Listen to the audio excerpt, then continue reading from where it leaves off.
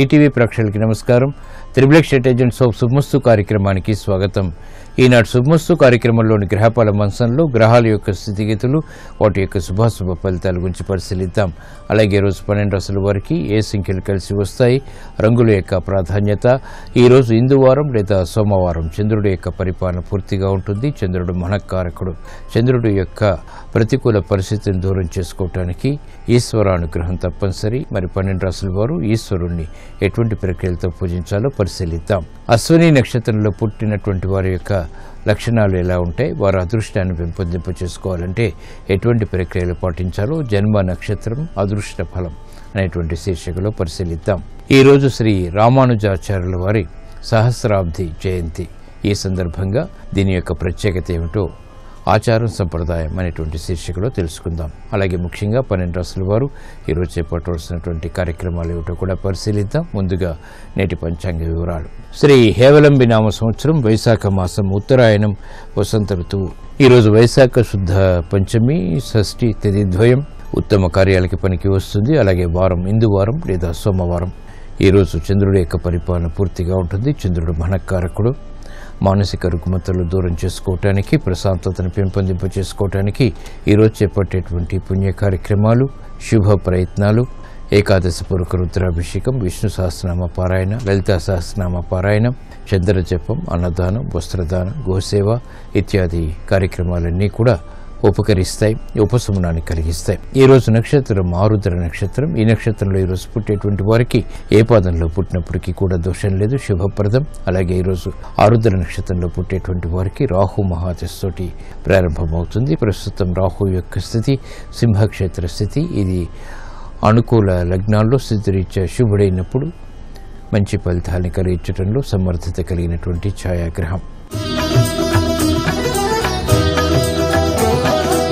రేపు పునర్వసు పుష్యమి నక్షత్రాలున్నాయి.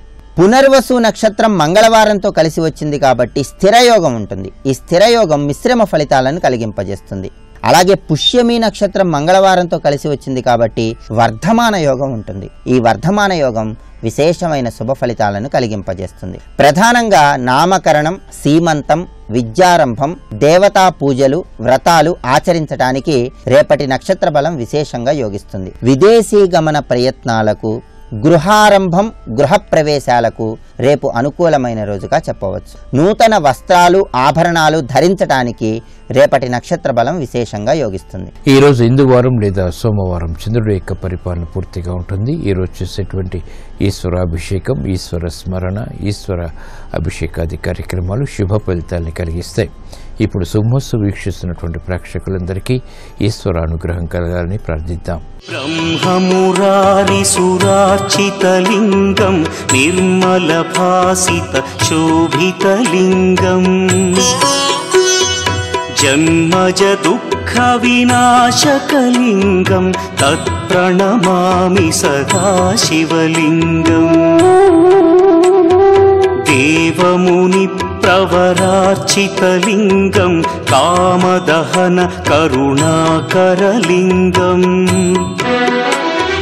రావణదర్ప వినాశకలింగం తత్ప్రణమామి సదా శివలింగం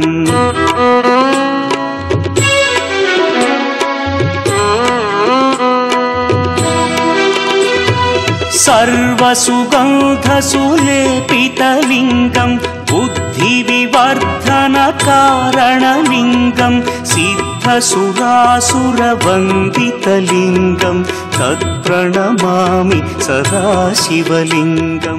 ఇప్పుడు 12 రాశుల వారికి గ్రహాల యొక్క స్థితిగతుల రీత్యా ఏర్పడేటువంటి శుభాశుభ ఫలితాలను పరిశీలిద్దాం. ముందుగా మేషరాశి. ఈ రోజు మేషరాశి వారిని పరిశీలించినట్లయితే ప్రయాణాల ద్వారా ప్రయోజనాలు సాధించగలుగుతారు. ఆర్థిక పరిస్థితి మెరుగవుతుంది. యుక్తితో కూడినటువంటి కార్యక్రమాల ద్వారా విజయాలు సాధించగలుగుతారు. వ్యాపార అభివృద్ధి వంటివి ఆనందాన్ని పెంచుతాయి. గృహ సంబంధిత కార్యక్రమాల్లో కూడా ప్రోత్సాహాన్ని పెంపొందింప చేసుకోగలుగుతారు.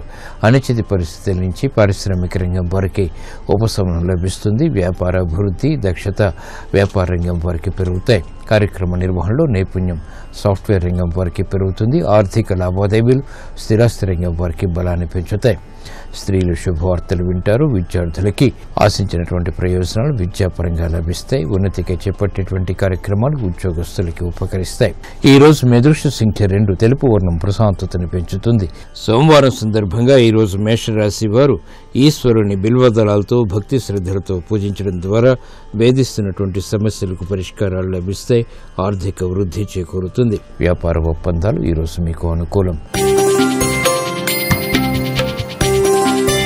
ఈ రోజు వృషభ రాశి వారిని పరిశీలించినట్లయితే సంభాషణలు రుచిస్తాయి. ఆరోగ్య విషయంలో జాగ్రత్తలు పాటించాలి. ఆదాయాన్ని పెంపొందింప చేసుకునేటువంటి మార్గాలు మాత్రం సులభతరమవుతాయి.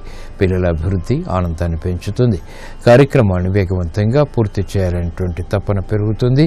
శారీరక శ్రమ కూడా అధికమవుతుంది. చేపట్టినటువంటి కార్యక్రమాలు విద్యార్థులకి మొదట ప్రతికూలత, తర్వాత అనుకూలతని కలిగిస్తాయి. వ్యాపార అభివృద్ధి వ్యాపార రంగం వారికి విఘ్నాలతో కూడినటువంటి విజయాన్ని కలిగిస్తుంది.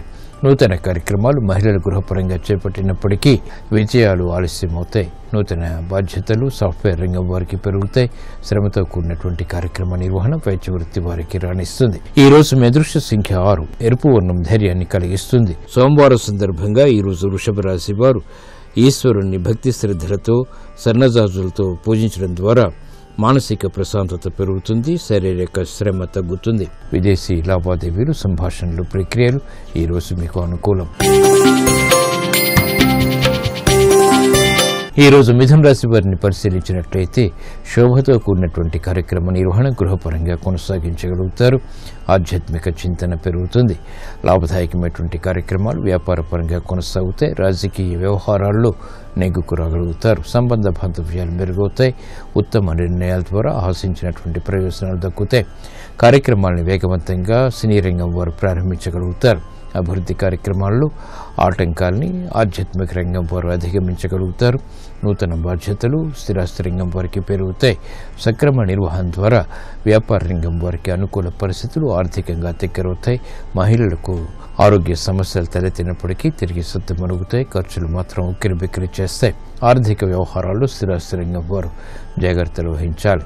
ఈ రోజు మీ అదృష్ట సంఖ్య 1. ఎరుపు వర్ణం ధైర్యాన్ని కలిగిస్తుంది. సోమవారం సందర్భంగా ఈ రోజు మిథున రాశి వారు ఈశ్వరుణ్ణి భక్తి శ్రద్ధలతో చామంతులతో పూజించడం ద్వారా శుభవార్తలు వింటారు. ఆర్థిక విజయాలు దగ్గరవుతాయి. ఆరోగ్య పరీక్షలు ఈ రోజు మీకు మేలును కలిగిస్తాయి.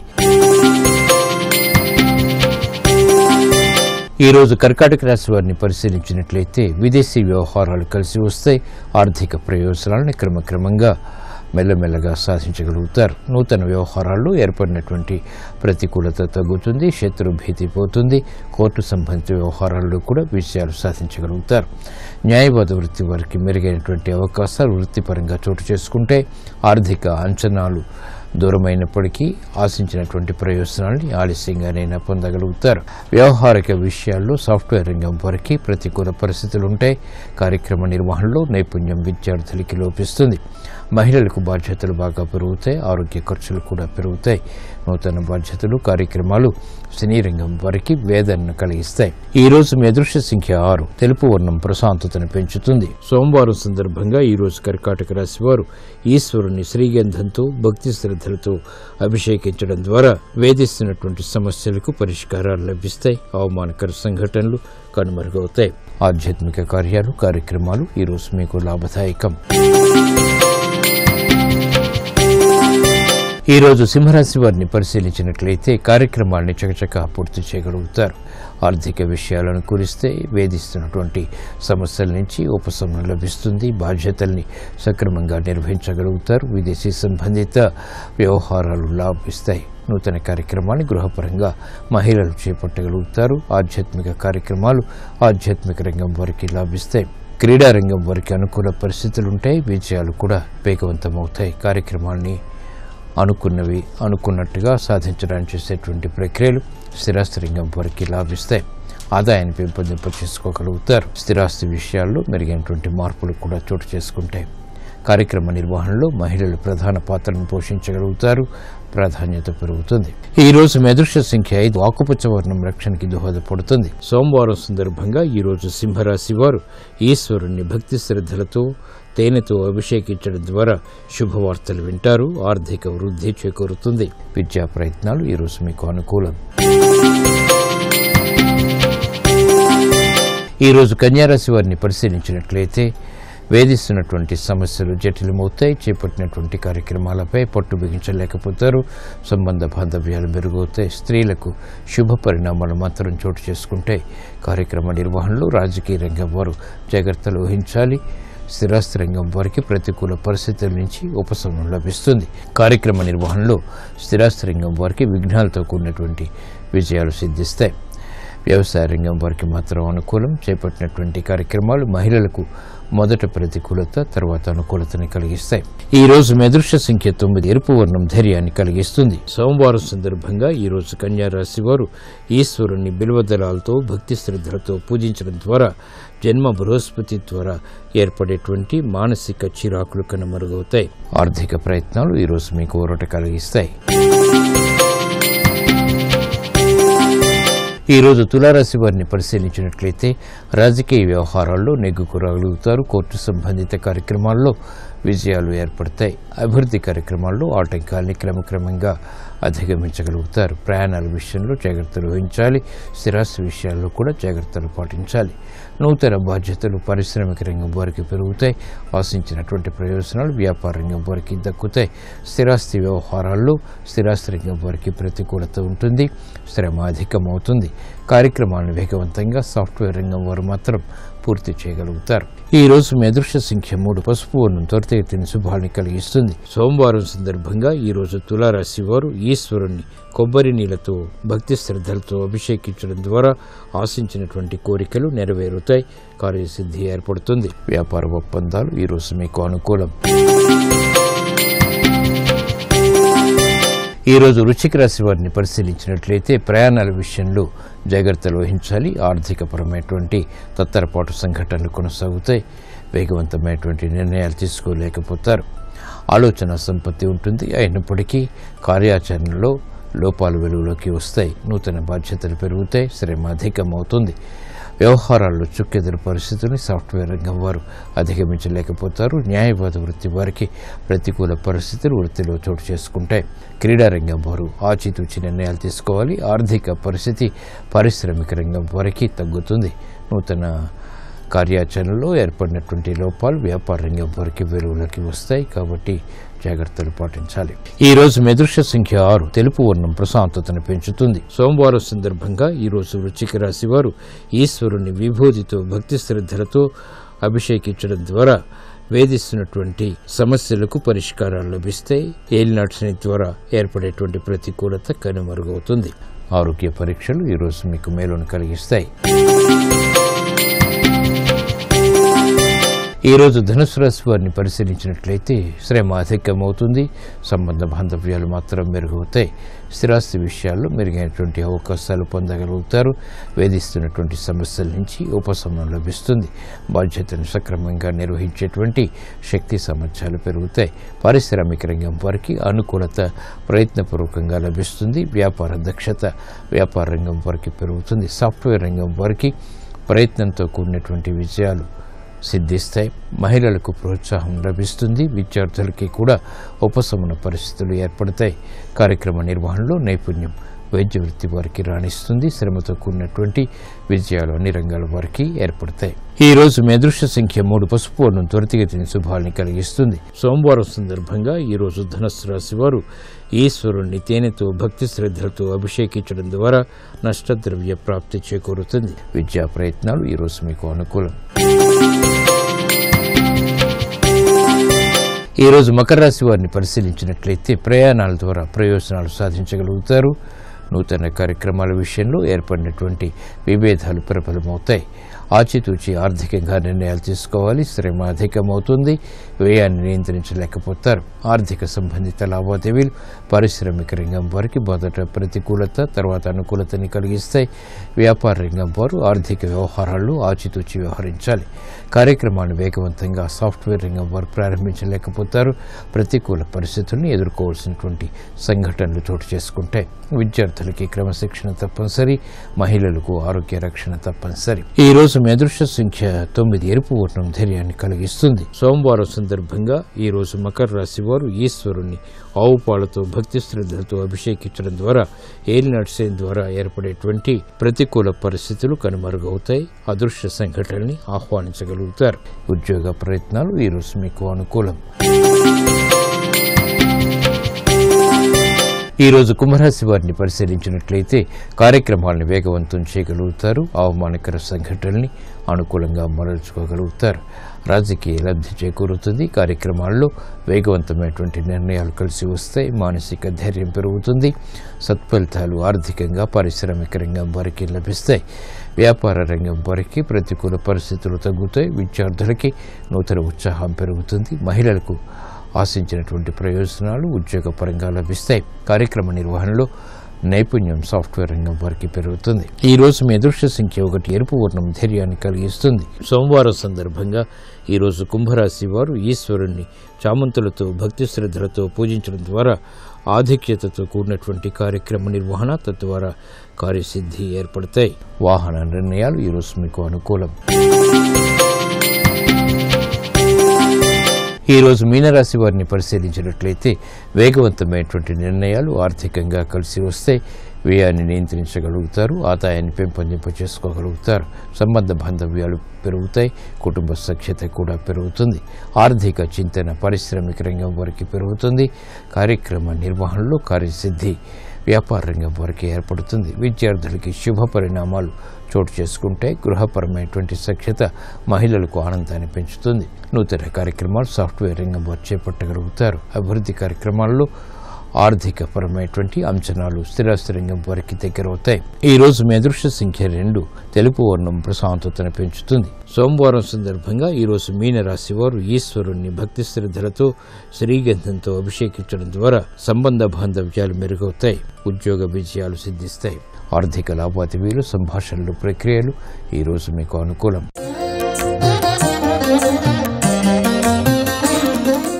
అశ్విని నక్షత్రంలో పుట్టిన వారి యొక్క లక్షణాలు ఎలా ఉంటాయి, వారి అభివృద్ధిని సాధించాలంటే ఇంకా ఎటువంటి ప్రక్రియలు చేపట్టాలో జన్మ నక్షత్రం అదృష్ట ఫలం అనేటువంటి శీర్షికలో పరిశీలిద్దాం.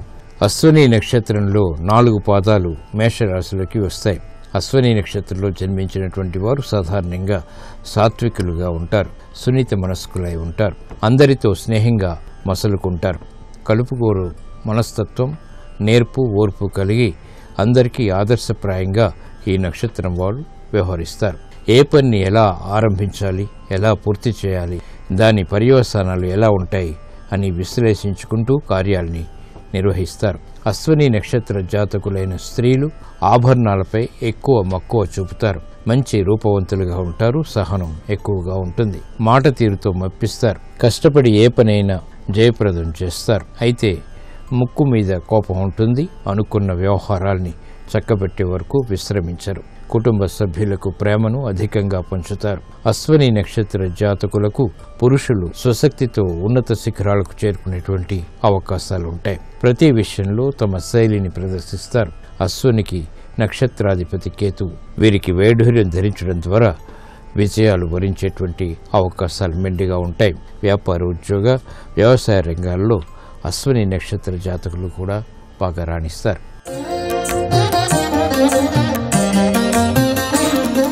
శ్రీ రామానుజ సహస్రాబ్ది జయంతి యొక్క ప్రత్యేకత ఏమిటో ఆచారం సంప్రదాయం అనేటువంటి శీర్షికలో పరిశీలిద్దాం. విశ్వప్రేమను సర్వమానవ సౌభ్రాతృత్వాన్ని చాటినటువంటి సమతామూర్తి భగవత్ రామానుజులు సకల కళ్యాణ గుణపూర్ణుడైనటువంటి నారాయణుని సంపూర్ణ శరణాగతి చేయడం ద్వారా మోక్షాన్ని సాధించవచ్చంటూ విశిష్టాద్వైతాన్ని స్థాపించారు. రామానుజులు ఆవిర్భవించి ఈ ఏడాదితో 1000 సంవత్సరాలు పూర్తయ్యాయి. విశిష్టాద్వైత సిద్ధాంతాన్ని సామాన్య జనులకు సైతం అర్థమయ్యేలా చేసినటువంటి మహనీయులు భగవద్ రామానుజాచార్యులు. ఆయన ఆచరించి చూపినటువంటి విధానాల్లో అందరికీ ఆమోదయోగ్యమైంది ప్రపత్తి. ప్రపత్తి అంటే ఇతరేతరాలైనటువంటి సాధనాలన్నింటినీ విడిచిపెట్టి భగవంతుడిని ఉపాయంగా స్వీకరించటం. తమిళనాడులోని శ్రీ పెరంబదూరులో 1017లో జన్మించినటువంటి రామానుజుల వారికి యతిరాజు అని కూడా వ్యవహారం. పండిత వర్గానికి సమాజంలోని కొన్ని వర్గాలకు పరిమితమైనటువంటి ఆధ్యాత్మిక విద్యను అందరికీ చేరువకు తీసుకొచ్చినటువంటి ఖ్యాతి రామానుజాచార్యులది. గొప్ప తత్వవేత్త అయిన రామానుజులు వేదాంత శాస్త్రానికి సమాజానికి మధ్య ఉన్న దూరాన్ని దగ్గర చేశారు.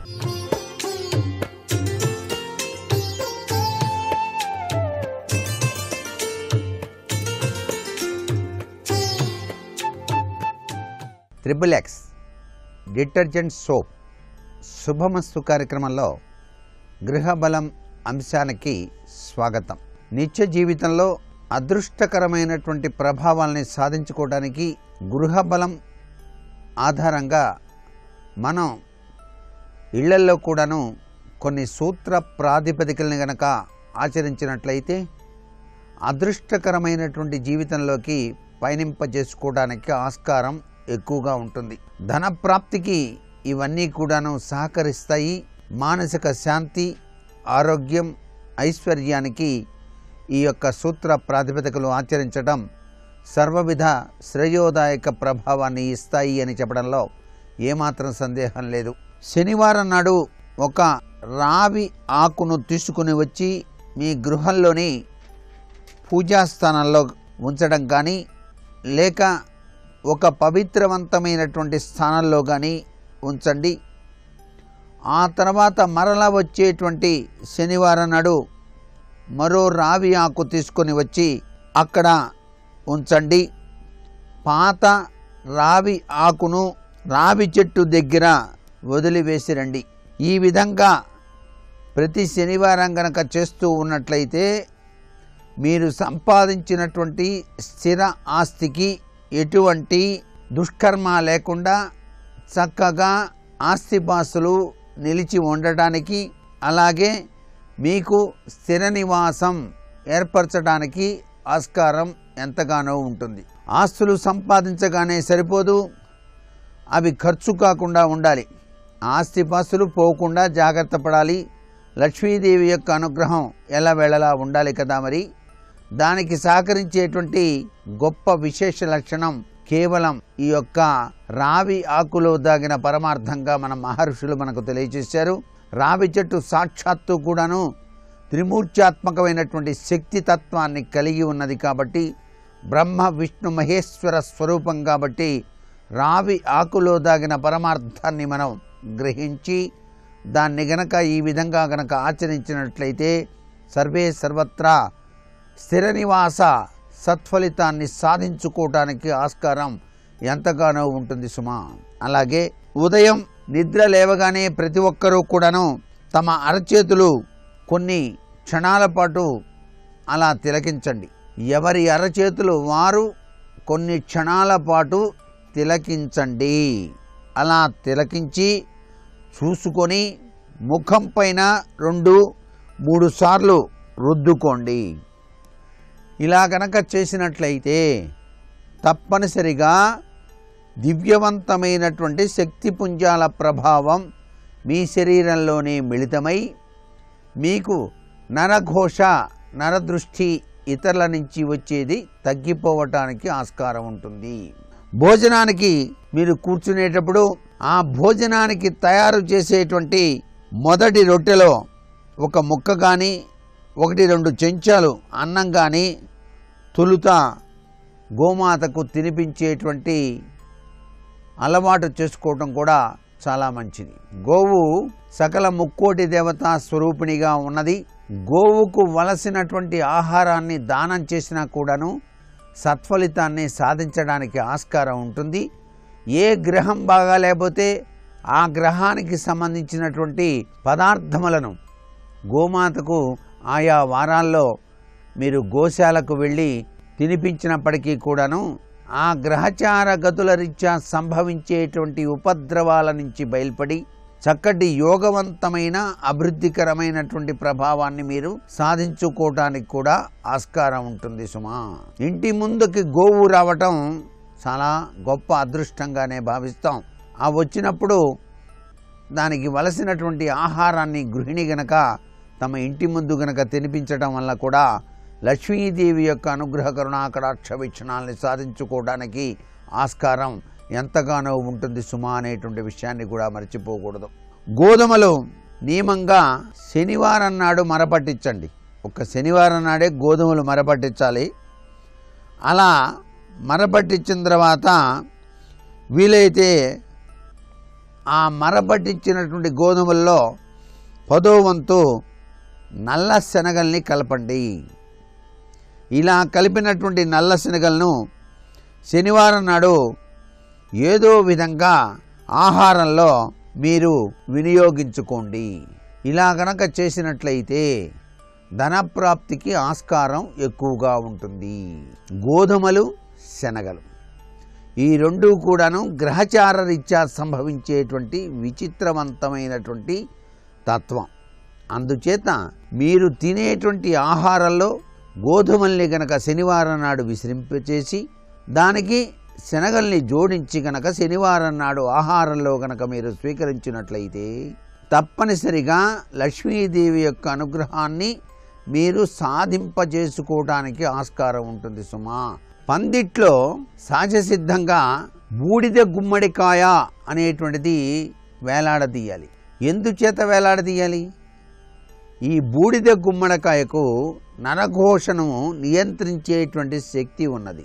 అందుకనే గృహప్రవేశం చేసిన తర్వాత ఆ గృహప్రవేశం అనంతరం సత్యనారాయణ వ్రతం ఇత్యాది కార్యక్రమాలన్నీ పూర్తయిన పిదప చక్కటి గుమ్మడికాయను పూజ చేస్తారు. బూడిద గుమ్మడికాయకు పసుపు కుంకుమ వ్రాసి కూష్మాండ దేవత అనుగ్రహ ప్రాప్తి ప్రీత్యర్థం అని చెప్పేసి మంత్రోచ్చరణ చేసి ఆ బూడిద గుమ్మడికాయను ఇంటి సింహద్వారం ఎదురుగా ఉట్టి కట్టి ఉట్టిలో ఉంచేటువంటి సాంప్రదాయం ఉంది.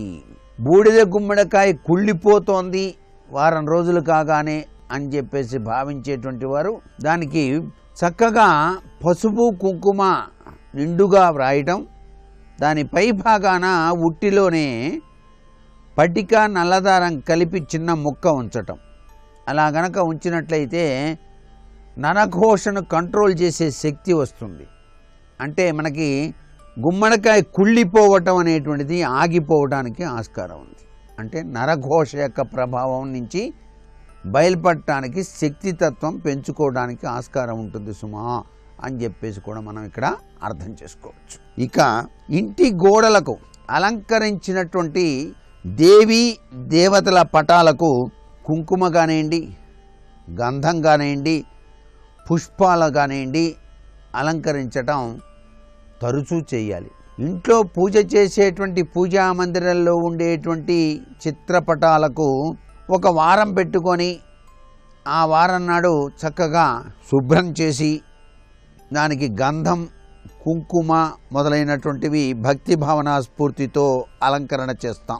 అలాగే ఇంట్లో తగిలించినటువంటి చిత్రపటాలు దేవతా ఫోటోలకు లేక పితృదేవతలకు కూడా ఒక రోజు కేటాయించి ఆ రోజు గంధం కుంకుమ అలంకరించి చక్కటి దండలు వేలాడదీయటం, ప్రతినిత్యం కూడాను దండ వేయటం అనేటువంటిది చాలా విశిష్టవంతమైనటువంటి లక్షణం.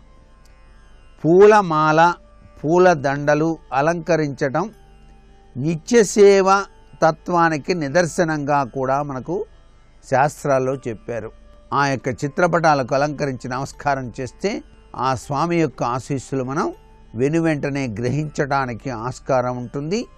అదృష్టం కలిసి వస్తుంది సుమా అని చెప్పేసి కూడా శాస్త్రం. అలాగే పండుగలు పబ్బాలు వచ్చినప్పుడు గడపలకు కూడాను అలంకరణ చేస్తాం వివిధ రకాలైనటువంటి పుష్పాలతో కూడా.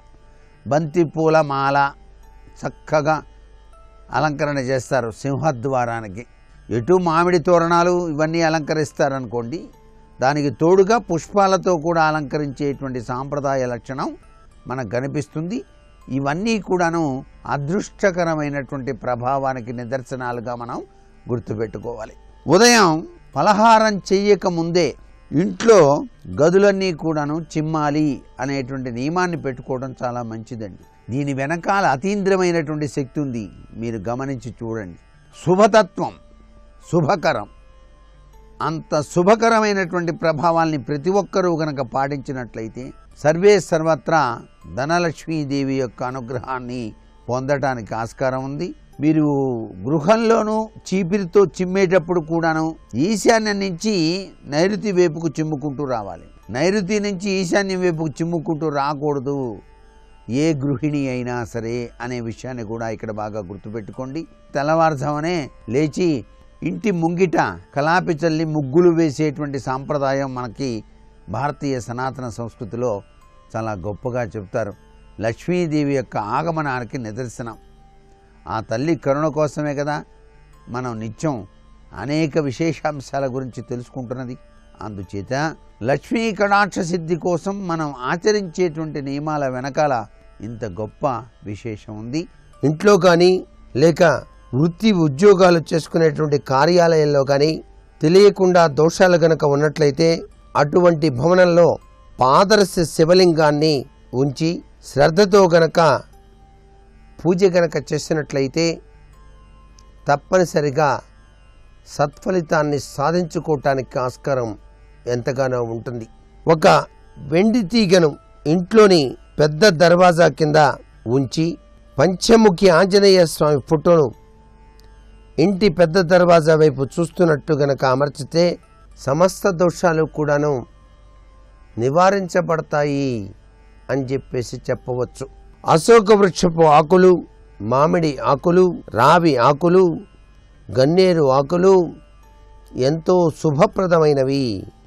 ఈ ఆకులను ఒక దారంలో గుచ్చి తోరణాన్ని తయారు చేసి ఇంటి ముఖద్వారానికి కట్టినట్లయితే సమస్త దోషాలు కూడాను దూరం అవుతాయి అంటోంది శాస్త్రం. కుటుంబ సభ్యులందరూ కూడాను ఆవు పేడతో తయారు చేసినటువంటి పిడకలను వెలిగించి ఆ పిడకలు వెలుగుతున్నప్పుడు నెయ్యి, నల్ల నువ్వులు, యవలు, గుగ్గిలం, సాంబ్రాణి, బెల్లం, బియ్యం, కర్పూరం, గంధప్పొడి వీటన్నిటినీ కూడాను కలిపి ఆ యొక్క మండుతున్నటువంటి పిడకలలో వీటిని గనక వేసి నమస్కారం చేసినట్లయితే ఇంట్లో నివసించేటువంటి వారందరికీ క్షేమం కలిగి తీరుతుంది. అంటే అగ్నితత్వం ఇక్కడ. దీన్ని యజ్ఞం అనరు, హోమం అనరు, కేవలం అగ్ని ఉపాసన అని చెప్పేసి అంటాం. ఇలా గనక చేసినట్లయితే సమస్త దోషాలు కూడాను తొలగిపోతాయి. ఇది ఇంటిల్లిపాది నెలకి ఒక్కసారైనా సరే ఆచరించడంలో తప్పు లేదు.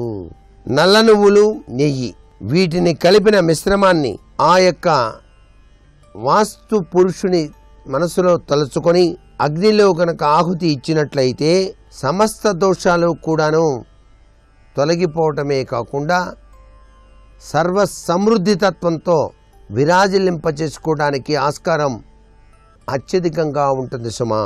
అందుకే మనం రథసప్తమి నాడు తప్పనిసరిగా ఆవు పిడకల పైననే అగ్నిని వెలిగించి కొత్త గిన్నెలో సూర్యభగవానికి తప్పనిసరిగా ఆ యొక్క పరమాన్నాన్ని ఆవు పాలతో చేసి నైవేద్యంగా సమర్పిస్తాం. ఇది ఎంత అద్భుతమైనటువంటి విశ్లేషణ.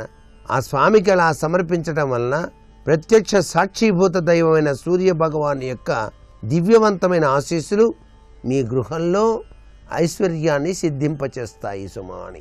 అలాగే ఓం అనేటువంటిది పరబ్రహ్మ స్వరూపం. ఈ ఓం అనేటువంటిది చాలా విశిష్టవంతమైన ప్రభావాన్ని ఇస్తుంది. కాబట్టి నిద్ర నుంచి లేస్తూనే ఓమని, నిద్రపోతూనే ఓమని ఏ వ్యక్తి అయితే ధ్యానం చేస్తూ కార్యక్రమాలు కొనసాగిస్తాడో ఆ ఇంటిల్లిపాదికి కూడాను సర్వశుభాలు కూడాను చేకూరుతాయి. ఇక భీమ్ సంగతి బాగా గుర్తుపెట్టుకోవాలి. ఆ భీమ్ అంటే దూలం.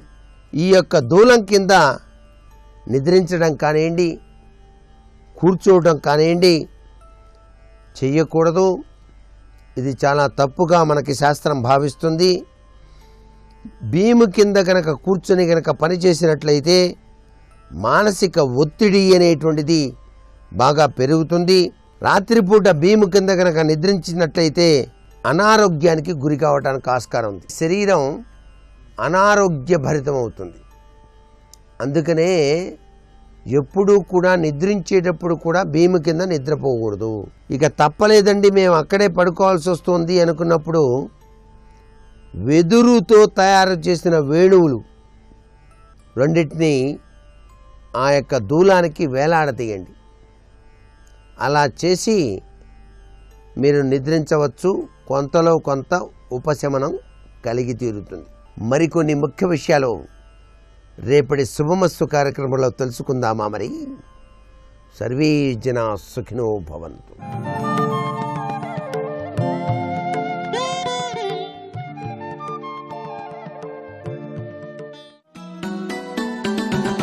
गोवर्धनोद्धार गोपरिपाल गोपाल कृष्ण हरे गोपिकलोला गोपाल बाल गोपाल कृष्ण हरे देवकी नन्दन देवादिदेव गोपाल कृष्ण हरे वसुदेव नन्दन श्रीवासुदेव गोपाल कृष्ण हरे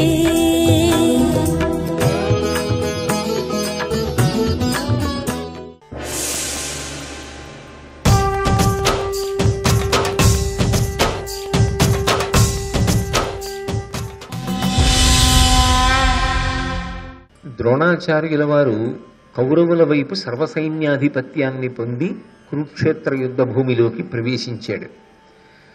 ద్రోణాచార్యుల వారు సామాన్యమైనటువంటి వ్యక్తి కాడు. ఎందుచేత అంటే ఇంచుమించుగా అక్కడ ఉన్నటువంటి చాలామంది వీరులకి గురుస్థానంలో ఉన్నటువంటి వాడు. వాళ్ళందరికీ విలువిద్య నేర్పినటువంటి వాడు ఆయనే. అంత అరివీర భయంకరుడు. అన్నిటిని మించి కురుక్షేత్ర యుద్ధ ప్రారంభ సమయంలో ఆశీర్వచనాన్ని అపేక్షించి ధర్మరాజు గారు తన చేతిలో ఉన్నటువంటి ఆయుధాలన్నిటినీ కూడా రథంలో విడిచిపెట్టి మౌనం పాటిస్తూ రెండు చేతులు కైమోడ్చి భీష్మద్రోణాదుల వద్దకు ఆశీర్వచనం కొరకు వెళ్ళారు. వెళ్ళినప్పుడు మిగిలిన వాళ్ళందరూ ఆశ్చర్యపోయారు. కానీ భీష్ముడు ఒక మాట అన్నాడు, ఇలా నువ్వు వచ్చి ఆశీర్వచనాన్ని అపేక్షించి ఉండకపోతే నేను నిన్ను శపించి ఉండేవాణ్ణి.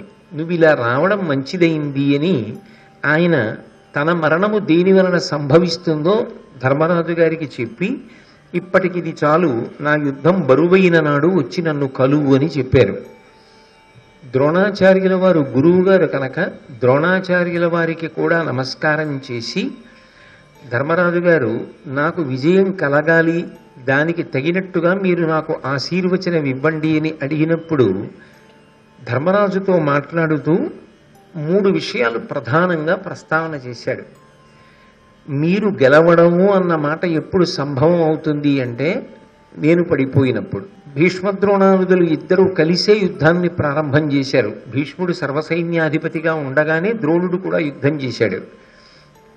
నేను పడకుండా, నేను శరీరాన్ని విడిచిపెట్టకుండా మీరు విజయం సాధించడం అనేటటువంటిది జరిగే పని కాదు.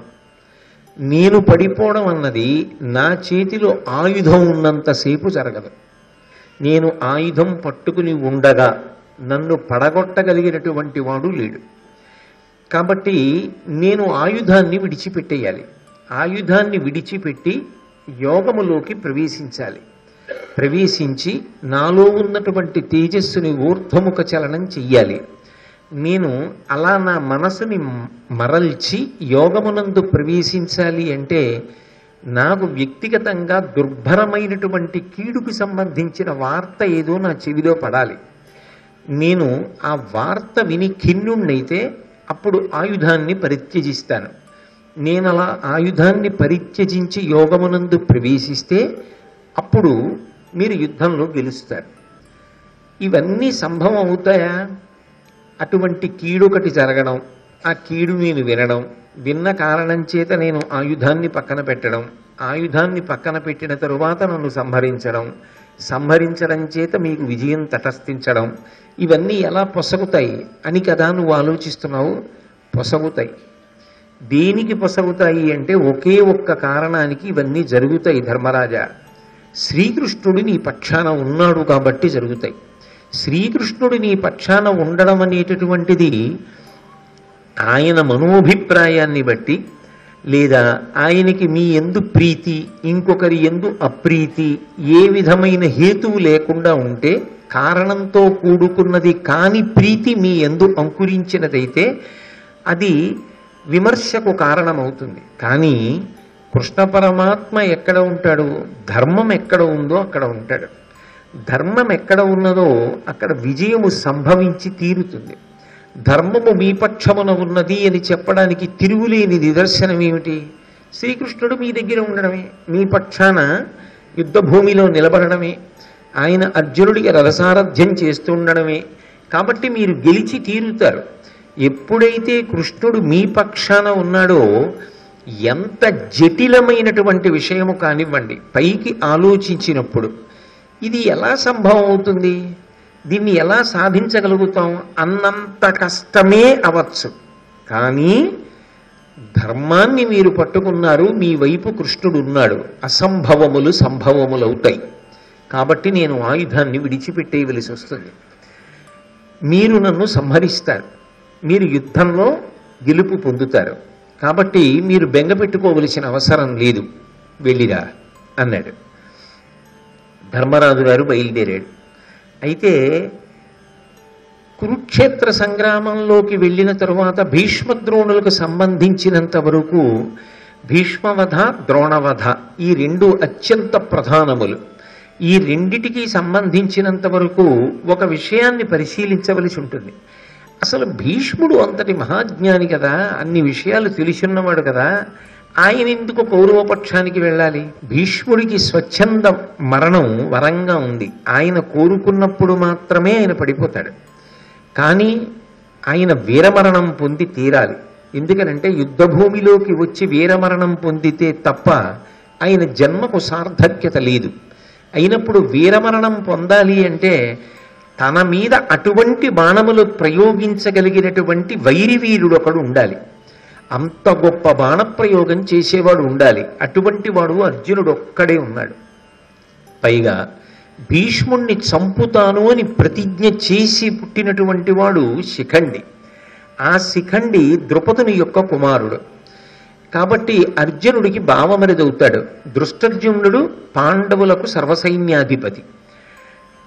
భావమరిదైనటువంటి దృష్టద్యుమ్నుడు పాండవులకు సర్వసైన్యాధిపతిగా ఉండి, పాండవుల మామగారైనటువంటి ద్రుపద మహారాజు పాండవులకు సహకారం అందిస్తుంటే, భీష్ముణ్ణి చంపడం కోసమే వచ్చినటువంటి శిఖండి కౌరవుల వైపు ఎందుకుంటాడు?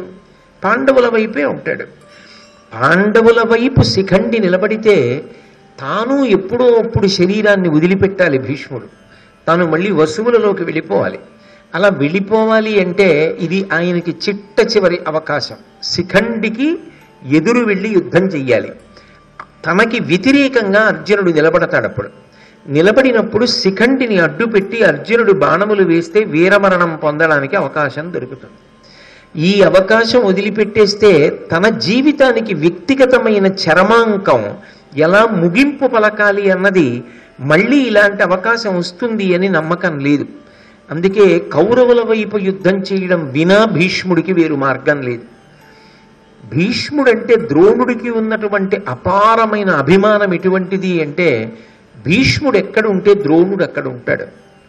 ఎందుకుంటాడు అంటే ఒకటే కారణం. ద్రోణాచార్యుల వారు చాలా కాలం అనేక కష్టాలు పడ్డాడు. పిల్లలకి కూడా పాలు ఇవ్వలేనంత కష్టములు పడ్డాడు. అటువంటి సమయంలో ఆయన జీవితం పెనుమలుపు ఎప్పుడు తిరిగింది అంటే భీష్మాచార్యుల వారిని కలుసుకున్న తర్వాతనే తిరిగింది.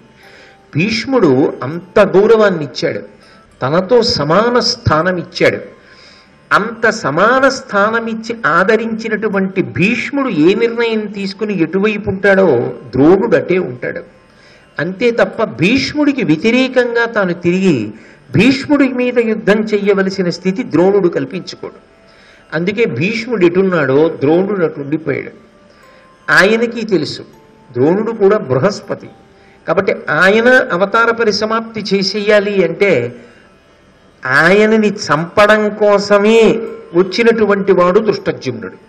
ద్రుపద మహారాజు గారు నాకు ద్రోణాచార్యుల వారిని సంహరించగలిగినటువంటి కుమారుడు పుట్టాలి అని కోరి యజ్ఞం చేశాడు. ఆ యజ్ఞంలోంచి ఆవిర్భవించినవాడు దృష్టజ్యుమ్నుడు. ఆ దృష్టజ్యుమ్నుడికి పాఠం చెప్పినవాడు ద్రోణాచార్యుడు. కాబట్టి ద్రోణుడికి తెలుసు దృష్టజ్యుమ్నుడు తనని చంపడానికే పుట్టాడు అని. ఆ దృష్టజ్యుమ్నుడు పాండవుల యొక్క సైన్యానికి సర్వసైన్యాధిపతి. కాబట్టి తాను కౌరవుల వైపు ఉంటే ఆ వరం పూర్తయిపోతుంది. భీష్ముడు వెళ్ళిపోతాడు. భీష్ముడు లేకుండా తాను ఉండలేడు. కాబట్టి తాను కూడా అవతార పరిసమాప్తి చేసేయడానికి ఇంతకన్నా యోగ్యమైన స్థితి లేదు. అందుకని యుద్ధం చెయ్యడానికి నిర్ణయించుకున్నాడు ద్రోణుడు. కాబట్టి ద్రోణుడు ఇటువైపుకి వచ్చాడు.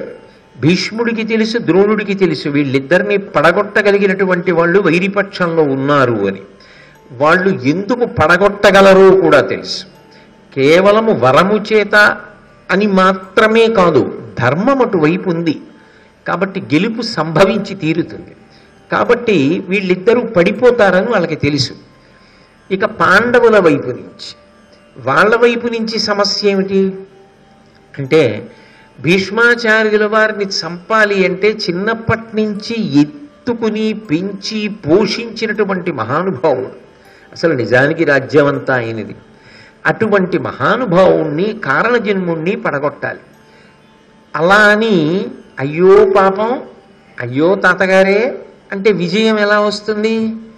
విజయం కొరకు అన్న మాటలోకి ఇంతమందిని పడగొట్టడం తప్పదు. యుద్ధానికి ఎందుకు వచ్చారు?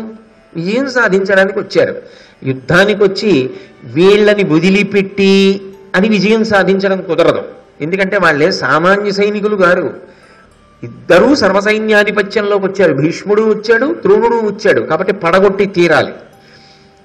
కొద్దిగా ఊగిసలాట ఉంటుందేమో, అయ్యో ఎలా, అయ్యో ఎలా అని కొద్దిగా మెతక స్వభావం చూపించగలరేమో ఒక రోజు 2 రోజులు.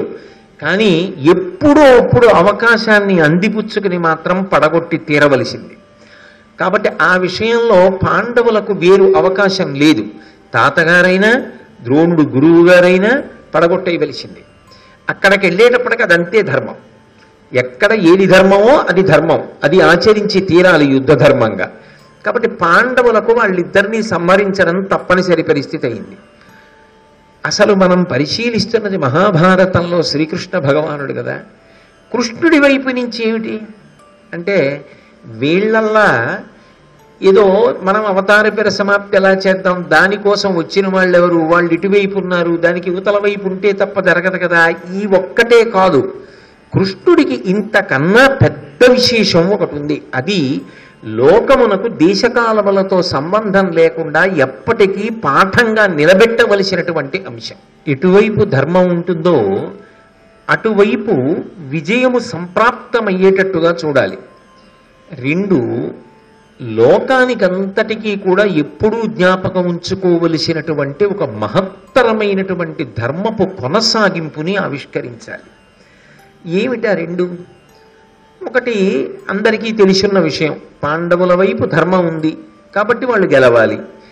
అది భగవంతుడు నిర్ణయం చేసినప్పుడు జరిగి తీరుతుంది. అదే ద్రోణుడు చెప్పాడు. శ్రీకృష్ణుడు ఉన్నాడు కాబట్టి ఇవన్నీ ఎలా జరుగుతాయని ఆలోచించకు, భగవద్ అనుగ్రహం ఉన్ననాడు జరిగిపోతాయంతే. 2, లోకమునకంతటికీ తెలియవలసిన విషయం ఏమిటి అంటే, భీష్మద్రోణులు అలా పడిపోదాం అనుకున్నారు కాబట్టి పడిపోవడానికి భగవంతుడు అవకాశం ఇవ్వడమా? కాదు. అలా వాళ్ళు పడిపోవడం వెనకాతల భగవంతుని యొక్క సంకల్పము కూడా ఏదైనా ఉన్నదా? శ్రీకృష్ణ భగవానుడు మహాభారతంలో సాక్షాత్ భగవానుడుగానే ప్రవర్తించాడు తప్ప కేవలము ప్రాకృతమైనటువంటి మనుష్యుడిగా ఆయన ప్రవర్తించలేదు. భగవదంశతోటే పరిపూర్ణావతారంగానే నిలబడ్డాడు. అందుకే అనేక సందర్భాలలో భగవంతుని యొక్క సర్వజ్ఞత్వాన్ని, ఆయన యొక్క భక్త పరాధీనతను, ఆయన యొక్క నిరుపమానమైన రక్షణ దక్షతను ఆవిష్కరించాడు. అయినప్పుడు ఆయన లోకానికి చెప్పాలనుకుంటున్నది ఏమిటంటే, ధర్మమును చెప్పవలసినటువంటి అవసరం వచ్చినప్పుడు, ధర్మమునకు అండగా నిలబడవలసినటువంటి సమయం వచ్చినప్పుడు, నిలబడలేకపోయిన వాళ్ళు ఎవరున్నారో వాళ్ళు శిక్షకి పాత్రులు. ధర్మమును ఎవడు నమ్మాడో వాడికి అండగా నిలబడవలసిన వాళ్ళు నిలబడకపోయినా రక్షించుకోవడం పరమేశ్వరుడికి తెలుసు. కానీ ఆయన ఒక్కొక్కసారి చాలా చమత్కారం చేస్తాడు. ధర్మమునకు సంబంధించినటువంటి ఆర్తి కలిగిన వారు ఎందరూ జల్లెడ పడతాడు. ఆ జల్లెడ పట్టినప్పుడు పెద్ద ప్రశ్న ఎక్కడొస్తుందంటే, వీళ్ళు ధర్మం వైపుకి నిలబడ్డారు తప్ప అంతకన్నా ఇంకొక విషయం ఆలోచించలేదు. ఇంకొక విషయం ఏది పరిశీలనకు రాలా. ధర్మాన్ని రక్షించుకోవడం ఒకటే అన్నది ప్రధానముగా నిలబడ్డారా. అలా నిలబడలేనప్పుడు ఎన్ని తెలిసున్నాయి, ఎన్ని విన్నారు, వీటితో సంబంధం లేదు. సభలో ద్రౌపదీదేవిని తీసుకొచ్చి వలువలు ఉచ్చారు. దుశ్శాసనుడు ఆమె యొక్క చీర లాగాడు. అది అత్యంత గర్హనీయమైనటువంటి విషయం. అయినప్పుడు అక్కడ లేని కృష్ణుణ్ణి తలుచుకుంటే ఆయన అక్షయంగా చీరలు ఇచ్చాడు. అక్కడే ఉన్న భీష్మద్రోణాదులను ఆమె ప్రశ్న చేసింది, ఇది ధర్మమా? ఎప్పటి నుంచో ధర్మమునకు ఇది నిలయం. ఈ సభలో నేను పెద్దలను ప్రశ్న చేస్తున్నా, ఇలా జరగవచ్చా అని అడిగింది. ఏది చెప్తే ఏమొస్తుందో అంటే వెంటనే ఆలోచన ఏముండాలి అంటే ధర్మము వైపు నిలబడతాం. ఏమొస్తుంది ఏమిటి? ధర్మము వైపు నిలబడిన తరువాత విజయమే కలుగుతుంది. అది పూనిక, ఇంకా దానికి తిరుగులేని నమ్మకం అంటారు. అది ముందుకి రాలా, వెనక్కెళ్ళి అమ్మా ద్రౌపది, నీ ఎందు తప్పు లేదు, కౌరవులది తప్పు అంటే శపిస్తుందేమో కౌరవుల్ని, కళ్ళ ముందు వంశం కూలిపోతుందేమో. అలాగని ద్రౌపది నీ ఎందు తప్పు ఉన్నదా లేదా నేనెందుకు చెప్పాలి, ధర్మరాజు గారే ఏం మాట్లాడలేదు కదమ్మా అని ఊరుకుంటే గొడవ వదిలిపోతుంది. ఇన్ని ఆలోచనలలో ధర్మానికి సంబంధించి ఉత్తర క్షణంలో నిలబడ్డంలో వైక్లభ్యాన్ని పొందారు. వీళ్ళు ధర్మం చెప్పకపోవచ్చు, వీళ్ళు ధర్మం వైపు నిలబడకపోవచ్చు. భగవంతుడు రక్షించుకోలేదా? రక్షించాడా లేదా? ద్రౌపదీదేవిని రక్షించాడు. పాండవులను రక్షిస్తాడా? రక్షించాడా? రక్షించి తీరుతాడు. మరి నిలబడని వాళ్ళు శిక్ష పొందాలిగా. ఆ శిక్ష వెయ్యవలసి వచ్చినప్పుడు భీష్ముడెవరు? అనవసరమిహ. ద్రోణుడెవరు? అనవసరమిహ. నిలబడలేదు, దానికి శిక్ష పొందాలి. పొందాలంటే వాళ్ళ వధ తథ్యము, పడిపోవలసింది. అందుకే కృష్ణ భగవానుడి వైపు నుంచి ఆలోచించినప్పుడు అది చరిత్రలో ఒక సంఘటన కాకూడదు, అది ఒక జరిగిపోయిన సందర్భము కాదు. ఎప్పటికీ జాతికి అందించవలసినటువంటి మహాద్భుతమైన సందేశం. సారపు ధర్మమున్ విమల సత్యము పాపము చేత బొంకుచే భారము పొందలేక చెడబారినదైన వ్యవస్థ దక్షులెవ్వారులుపేక్ష చేసిరి, అది వారల చేటకు గాని ధర్మ నిస్తారకమయ్యు సత్య శుభదాయకమయ్యును దైవముండెడు. ధర్మమన్నది సత్య శుభదాయకమై ఉండి తీరవలసిందే. ధర్మాన్ని పట్టుకున్నవాడు పాడైపోవడానికి వీల్లేదు. అది నిరూపణం చెయ్యడానికి దైవముండెడు, పరమేశ్వరుడు ఉన్నాడు. ఆయన ఉన్నాడంటే అది ఆయన కర్తవ్యం, ఆయన చూసుకుంటాడు. ఆయన భగవంతుడిని నమ్మాడు, ఆయన ఎందుకు పాడవుతాడండి అని చెప్పి వాళ్ళకే సంబంధం లేనట్టు ఊరుకున్న వాళ్ళు ఉంటే భగవంతుడు వాళ్ళని వదిలిపెట్టచ్చా? వదిలిపెట్టను. ఎందుకంటే ధర్మానుష్ఠానము అంటే కేవలం నువ్వు ధార్మికంగా ఉండడం ఒకటే కాదు, ధర్మము ప్రశ్నింపబడినప్పుడు, ధర్మమునకు ఇబ్బంది కలిగినప్పుడు, అంతకన్నా ఇంకొక ఆలోచన నీకు అనవసరం. ధర్మాన్ని కాపాడడానికి నేను చేయవలసింది చేస్తున్నానా, అక్కడ నువ్వు కాల విలంబనం చేసినా, అక్కడ నువ్వు ఇతర విషయములను ఆలోచించినా ఈశ్వరానుగ్రహమునకు పాత్రతని పోగొట్టుకున్నవాడివే. అందుకని కృష్ణుడి దృష్టిలో శిక్షార్హులు, అందుకు పడిపోవాలి, అందుకు తప్పదు. ఈ పడిపోవడంలో మీరు ఒక్కటి ఆలోచించండి. భీష్ముడంటే శిఖండు ఉన్నాడు, ద్రోణుడి విషయంలోకి వచ్చేటప్పటికో విశేషం. ఒక కీడు వార్త వినాలైన, ఒక కీడు వార్త వినాలి అంటే ద్రోణుడికి సంబంధించినంత వరకు ఏముంటుంది? యుద్ధభూమిలో తానే కాదు, కొడుకు కూడా ఉన్నాడు అశ్వత్థామ. అశ్వత్థామకి ఏదైనా జరగడమే. అదొచ్చి ద్రోణుడికి చెప్పాలి. అలా ద్రోణుడికి చెప్పాలి అని ఆయన అనుకుంటే ఇంకొకలా అశ్వత్థామ పరిస్థితి ఉండేది. కానీ ఆయన అశ్వత్థామని అలా చెయ్యలేదు.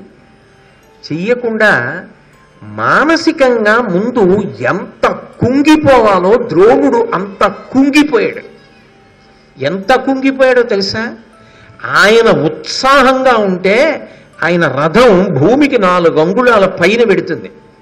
ఆయన ఆయన ఆఖరి క్షణంలో 21,000 మందిని చంపేశాడు. అంటే ద్రోణాచార్యుల వారి యొక్క విలువిద్య నైపుణ్యం ఎలా ఉంటుందో ఆలోచించండి. అటువంటి వాడు మానసికంగా కుంగిపోయాడు అనుకోండి, ఆయన రథం కూడా భూమి మీదకి దిగిపోయింది. 4 అంగుళములు పైకి ఉండవలసినది భూమి మీదకి దిగింది. ఇంత కుంగుబాటు ముందనుభవించి తర్వాత శారీరకంగా పడిపోయాడు. ఇంత కుంగుబాటు ఎందుకు పొందవలసి వచ్చింది అంటే, తానే చెప్పాడు ముందు, కీడు వార్త వింటేనే ఆయుధం వదులుతానని. ఇంత కుంగుబాటు ఒకప్పుడు ఒక మహాపతివ్రత పొందింది. ఆవిడ ఏ మాటల చేత ఆ బాధ పొందిందో, ఏ కార్యము చేత ఆ బాధ పొందిందో అది చూస్తూ కూడా ధర్మాన్ని ఆదుకునే ప్రయత్నం చెయ్యలేదు కదూ, దానికి ఫలితాన్ని కూడా అనుభవించాలి. అందుకే అంత కుంగుబాటు పొందాడు. అంత కుంగుబాటు పొంది తర్వాత శరీర పతనం జరగాలి. ఇది పరమాత్మగా కృష్ణుడు ఆవిష్కరిస్తే లోకమునందు ధర్మమునకు సంబంధించినటువంటి ఒక గొప్ప సందేశం రాయబారంలో ఏది చెప్పాడో అది కార్యముగా అనువాదము జరుగుతోంది. అంటే కార్యరూపమును దాల్చి కళ్ళ ముందు నిలబడుతుంది.